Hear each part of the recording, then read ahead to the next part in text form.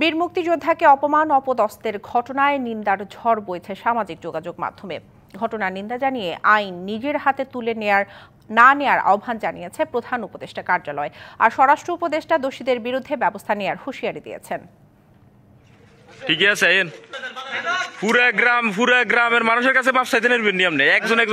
খেতাবপ্রাপ্ত মুক্তিযোদ্ধা আব্দুল হাই কানু মহান বিজয়ের মাস রবিবার দুপুরে কুমিল্লার ১৪ গ্রাম উপজেলার কুলিয়ারা সরকারি প্রাথমিক বিদ্যালয়ের সামনে এভাবেই লাঞ্ছিত অপদস্থ করা হয়।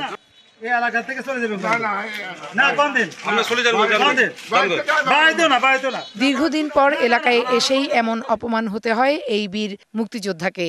ঘটনার ভিডিও ফুটেজ সামাজিক যোগাযোগ মাধ্যমে ছড়িয়ে পড়লে নিন্দা ও প্রতিবাদের ঝড় ওঠে। খবর হতে থাকে মূলধারার গণমাধ্যমেও।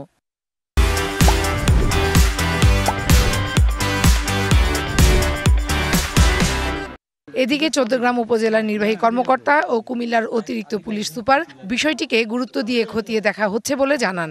ওনার সাথে কথা হয়েছে, উনি বর্তমানে ফেনীতে আছেন এবং ওনার যেই ঘটনাটি ঘটেছে এটি অবশ্যই অনাকাঙ্ক্ষিত এবং অনভিপ্রেত। ওনার এক্ষেত্রে আইনি সহায়তার জন্য যা করা প্রয়োজন আমরা সেই ব্যবস্থা নিচ্ছি। যেহেতু এটা দেশব্যাপী যে আলোচিত ঘটনা এবং নিন্দনীয় একটি ঘটনা, এই ঘটনার সাথে সাথে আমাদের যে টিম আছে যারা এই ঘটনার সাথে জড়িত তাদের আটকের জন্য আমরা অভিযান শুরু করি। বিষয়টি গুরুত্ব দিয়ে নজরে নেয় প্রধান উপদেষ্টার কার্যালয়। সোমবার সকালে খুদে বার্তায় প্রধান উপদেষ্টার কার্যালয় থেকে জানানো হয় নিন্দা। এরই মধ্যে পুলিশ ও স্থানীয় প্রশাসনকে ঘটনার তদন্ত শুরু করে দোষীদের আইনের আওতায় আনার নির্দেশ দেয়া হয়। আইন নিজের হাতে তুলে নেওয়া থেকে বিরত থাকতে আহ্বান জানায় প্রধান উপদেষ্টার কার্যালয়। বিষয়টি নিয়ে সকালে রাজধানীর পিলখানায় বিজিবি দিবসের অনুষ্ঠানে স্বরাষ্ট্র উপদেষ্টা মুক্তিযোদ্ধাকে হেনস্থার ঘটনায় ব্যবস্থা নেয়ার কঠোর হুঁশিয়ারি দেন।